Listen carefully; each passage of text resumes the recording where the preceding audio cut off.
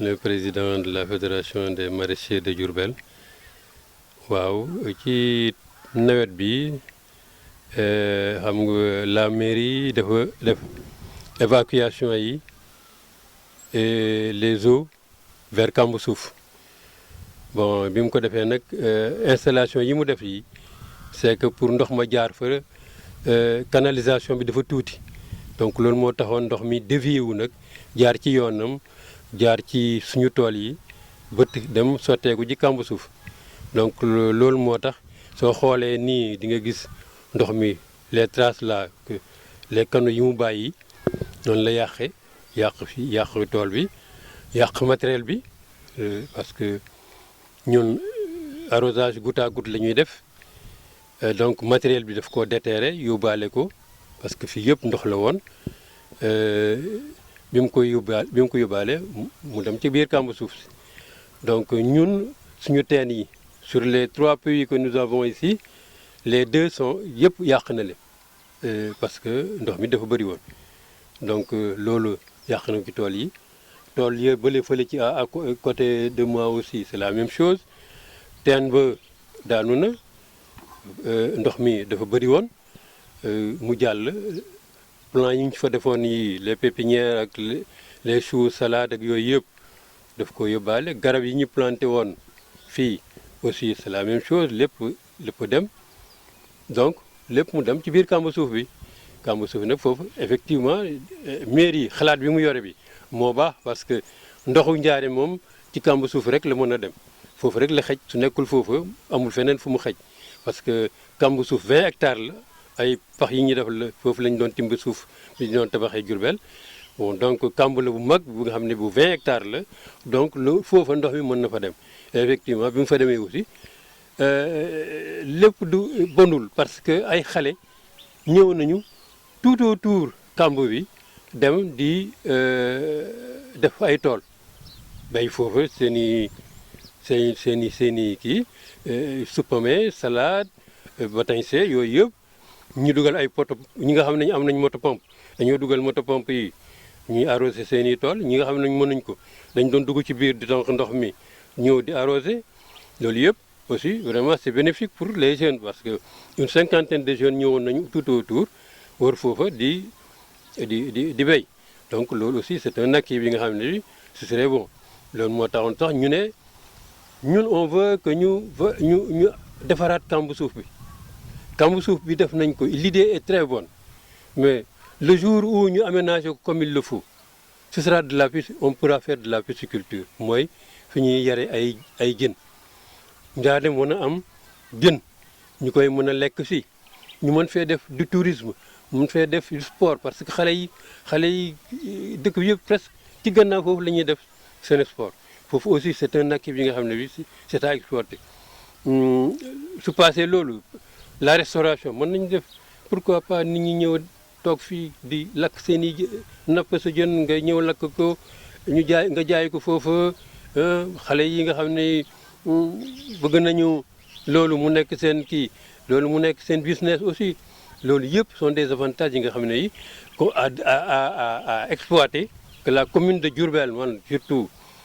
j'interpelle la commune de Diourbel parce que Diourbel ñoom ñoo gouverneur et préfet sont des fonctionnaires dañuy dem tey ëllëg mais le maire de la ville de Diourbel le président du conseil départemental ñooñu ñoo war a ñëw aménager fii defar fii wut ay partenaires ñu développé ko ba nga xam ne njaareem ni mu meloon démb ak bërki démb ci maraîchage parce que Diourbel moo nekkoon le grenier du maraîchage fii lañ doon jox waa Fatick waa Kaolack waa Kaffrine waa Tamba ñëpp fii lañ doon def seen marché njaareem bu ñuy wax bi Ndakaaru mu nekk Géejawaay ñuy wax marché njaareem produits maraîchers yi ñoo ko foofu fii lañ ko doon jëlee di ko yóbbu foofu donc place boobu Diourbel am loolu mën nañ koo delluwaat fii su nekkee nangu nañu investir suñu nangoo investir nit ñi ngi fi les ressources humaines sont là pour pouvoir exploiter delluwaat maraîchage bi ci fi mu nekkoon en même temps dëkk bi gën a naat lii soo xoolee yàqu-yàqu yii am ba pare te kenn defu ko ñun amuñu moyen pour defar ko là et pourtant dañoo waxoon impacté pour les inondations dañoo waxoon impacté sur le maraîchage mais yooyu yëpp ñun maraîchers yi gisuñu ci dara gis nga tool yi mu ngi nii suppame bi en son temps man je vendais la parcelle à 15 000,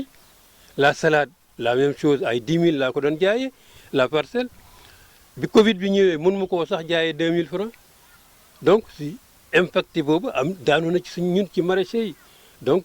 loolu aussi c'est quelque chose bi nga xam ne qu'on déploie pour les autorités yi nga xam ne ñu ngi fi ndimbal bi ñëwul ci auprès des maraîchers. te je dis que encore maraîchage ñun waa Diourbel kenn njëkkuñu ci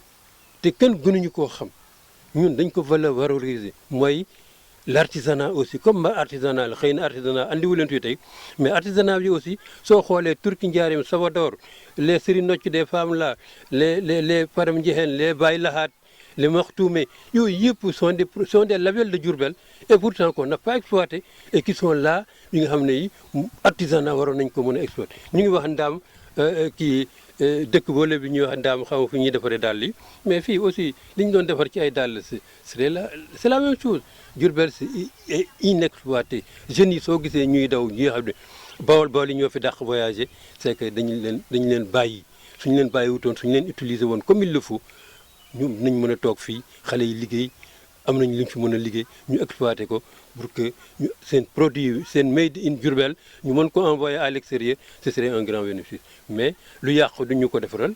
ñu bàyyi ñu encore ñu gën a sonn aucun investisseur aucun partenaire au développement du ñëw pour dimbali ñu loolu moo tax Diourbel metti te ñun ñu nekk fii amuñu ndimbal suñu yàqulee aussi kenn duñu dimbali donc loolu moo tax problème yi am. soo xoolee nii mën nga xool pax yii c'est de visu vous allez voir ça ngeen jël xool pax yi ni ndox mi ni mu yàq fii parce que suñu canalisation bi su nekkoon def nañ une bonne canalisation pour ñu yóbbu ko ci biir Kamba Suuf ce serait une bonne chose mais niñ ko defaree moo baaxul moo tax mu dévier wu dem ci toolu maraîchers yi yàq ko. donc voilà en tout cas ce que je peux dire sur les dégâts qu'a causé les inondations et l'impact du Covid sur les maraîchers. en tout cas loolu daal dal nañu te autorités yi gisuñ ci benn ndimbal auprès des maraîchers. Il reste maintenant le problème des autorités locales yi nga xam ne ñoom ñu war a jouer le jeu pour dimbalee le maraîchage bi nga xam ne bi vraiment suñu label la ñun ñoo ko moom waa Diourbel ñoo ko moom et war nañ ko exploiter comme il le faut. loolu la amul moo ciy wax dina remercier encore une fois de plus vraiment de vos déplacements pour venir s'enquérir des nouvelles des maraîchers de Kamba Suuf.